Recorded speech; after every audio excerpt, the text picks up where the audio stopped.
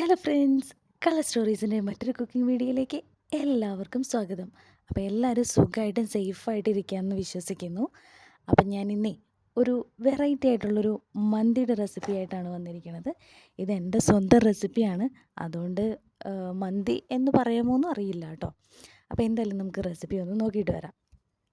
അതിന് വേണ്ടിയിട്ട് ഞാൻ ആദ്യം ഇവിടെ ഒരു ചിക്കൻ നന്നായിട്ട് ക്ലീൻ ചെയ്തിട്ട് അതിൽ ജസ്റ്റ് ഇതേപോലെ ഒന്ന് വരയിട്ട് കൊടുക്കുന്നുണ്ട്. ജസ്റ്റ് ഫോക്കും കൊണ്ടൊന്ന് കുത്തിയും കൂടി കൊടുത്തോളൂ കേട്ടോ. അതിനുശേഷം നമുക്കിതിനാവശ്യമായിട്ടുള്ള കുറച്ച് മല്ലിയില, പുതിനയില, പിന്നെ ക്യാപ്സിക്കം, ഞാൻ റെഡും ഗ്രീനുമാണ് എടുത്തിട്ടുള്ളത്, കുറച്ച് ചെറിയ ഉള്ളി, പിന്നെ ഇതിലേക്ക് തക്കാളി, ഇത്രയും സാധനങ്ങളും കൂടി നമ്മൾ എടുത്തിട്ടുണ്ട്. ഇനി അതൊരു മിക്സിയുടെ ജാറിലേക്ക് ഇട്ടിട്ട് ഒരു സ്പൂൺ തൈരും കുറച്ച് മുളക് പൊടിയും, ഒരു അര ടീസ്പൂൺ മുളക് പൊടിയും, ഒരു അര ടീസ്പൂൺ കുരുമുളക് പൊടിയും, പിന്നെ ചെറിയ ജീരകത്തിൻ്റെ പൊടിയും കൂടി ഇട്ടിട്ട് 2 സ്പൂൺ വിനെഗറിൽ ആവശ്യത്തിന് ഉപ്പും കൂടി ചേർത്ത് നമുക്കിതിനെ നന്നായിട്ടൊന്ന് അരച്ചെടുക്കണം. അപ്പോൾ ഇത് നന്നായിട്ട് അരഞ്ഞ് പേസ്റ്റ് രൂപത്തിലാക്കി ഇതേപോലെ നമുക്ക് എടുക്കാം. അതിനുശേഷം ഞാൻ വേറൊരു പാത്രത്തിലേക്ക് ഇഞ്ചി, വെളുത്തുള്ളി, പച്ചമുളക് അരച്ച പേസ്റ്റ് ഇട്ടിട്ട് അതിൻ്റെ കൂടെ നമ്മൾ ഈ അരച്ചെടുത്തിരിക്കണം അരപ്പും കൂടിയിട്ട് ഒഴിച്ചു കൊടുക്കുന്നുണ്ട്. അപ്പം ഞാൻ നോക്കിയപ്പോൾ ഉപ്പിൻ്റെ ഇത്തിരി കുറവുണ്ടായിരുന്നു, അതും കൂടി ആഡ് ചെയ്തു. പിന്നെ ഞാൻ ഇതിലേക്ക് ഒരു സ്മെല്ലിന് വേണ്ടിയിട്ട് കുറച്ച് കസ്തൂരി മേത്തിയാണ് കേട്ടോ ആഡ് ചെയ്തിട്ടുണ്ടായിരുന്നത്. ഇനി നമുക്കിതിലേക്ക് ആ ക്ലീൻ ചെയ്ത് വെച്ചിരിക്കുന്ന ചിക്കനും കൂടിയിട്ട് ഓരോന്നോരോന്നായിട്ട് ഇട്ട് കൊടുക്കാം. ഞാനിവിടെ ഒരു കിലോ ചിക്കനാണ് കേട്ടോ എടുത്തിട്ടുണ്ടായിരുന്നത്. അപ്പം നമുക്കിതിനെ കൈ കൊണ്ട് നന്നായിട്ട് ഇളക്കിയെടുക്കണം. കാരണം ഇതിൻ്റെ ആ ഒരു മസാലയെല്ലാം ഇതിനുള്ളിലേക്ക് ഇറങ്ങണം. അപ്പം ഞാൻ കൈയും കൊണ്ട് നന്നായിട്ട് ഇതിനെ ഒന്ന് ഇളക്കി എടുക്കുന്നുണ്ട്. അതിനുശേഷം ഞാൻ ഇതിലേക്ക് ഒരു 1.5 ടേബിൾ സ്പൂൺ തന്തൂരി മസാല ഇതിലേക്ക് ആഡ് ചെയ്യുന്നുണ്ട്. അപ്പോൾ നിങ്ങൾക്കത് അവൈലബിൾ ആണ് എന്നുണ്ടെങ്കിൽ ഇട്ടാൽ മതി, കുഴപ്പമൊന്നുമില്ല. ഞാൻ ഈ മസാലയായിരുന്നു കേട്ടോ ഇട്ടിട്ടുണ്ടായിരുന്നത്. അതിൻ്റെ കൂടെ ഞാൻ കുറച്ച് കുരുമുളക് പൊടിയും കൂടി ഇട്ടിട്ട് വീണ്ടും നന്നായിട്ട് ഇതിനെ ഒന്ന് മിക്സ് ചെയ്ത് വെക്കുന്നുണ്ട്. ഇനി ഞാൻ ഇതിനെ ഒന്ന് ഒരു മണിക്കൂർ ഫ്രിഡ്ജിലേക്ക് റെസ്റ്റ് ചെയ്യാൻ വെച്ചിട്ടുണ്ടായിരുന്നു.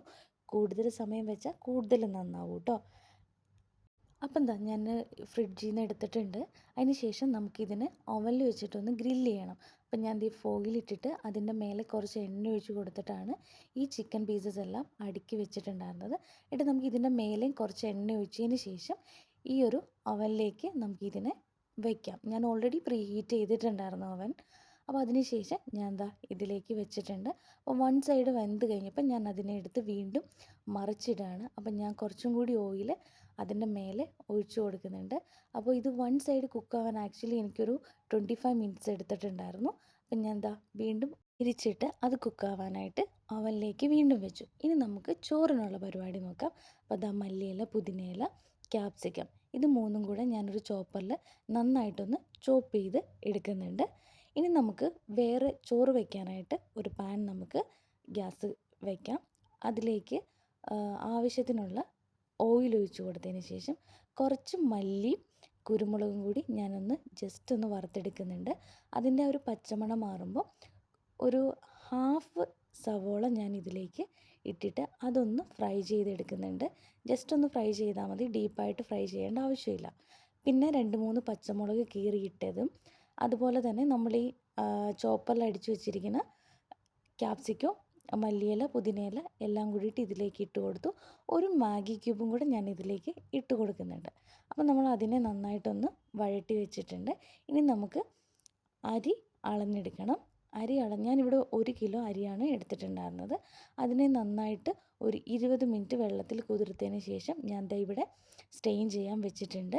ഇനി നമുക്ക് ഈ ചോറ് വേവിക്കാനായിട്ട് ഒരു പാത്രത്തിൽ വെള്ളം വെച്ചിട്ട് അതിലേക്ക് ഡ്രൈ ലെമണും കുറച്ച് സ്പൈസസും കൂടിയിട്ട് ഞാൻ ആഡ് ചെയ്യുന്നുണ്ട്. പിന്നെ ആവശ്യത്തിനുള്ള ഉപ്പ് ഇട്ട് കൊടുക്കും. നമ്മൾ ഓൾറെഡി മാഗി ക്യൂബ്സ് യൂസ് ചെയ്യുന്നുണ്ട്. അപ്പോൾ അതുകൊണ്ട് ഉപ്പിൻ്റെ അളവ് കുറച്ചോളൂ കേട്ടോ. നമ്മൾ ഓയിലും മാഗി ക്യൂബ്സും ഒക്കെ കൂടി ഇട്ടിട്ട് മിക്സ് ചെയ്തിട്ടുണ്ട്.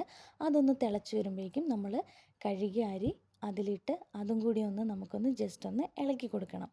അപ്പോൾ അതൊന്ന് ഇളക്കി കൊടുത്തതിന് ശേഷം ഞാൻ കുറച്ച് കളർ ആഡ് ചെയ്തിട്ടുണ്ട്. എനിക്ക് ഈ ചോറിന് കളർ ഭയങ്കര ഇഷ്ടമാണ്, അതുകൊണ്ട് മാത്രം ആഡ് ചെയ്യണത്. നിങ്ങൾക്ക് വേണ്ടാന്നുണ്ടെങ്കിൽ ഒഴിവാക്കിക്കോളൂ കേട്ടോ.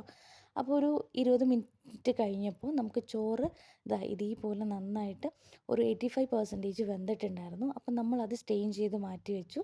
ഇനി നമ്മൾ ആദ്യം ഓൾറെഡി നമ്മൾ കുറച്ച് സാധനങ്ങൾ വഴറ്റി വെച്ചിട്ടുണ്ടായിരുന്നില്ലേ, അതിലേക്ക് നമുക്ക് ഈ ചോറിനെ ഒന്ന് നന്നായിട്ട് മിക്സ് ചെയ്തെടുക്കാം.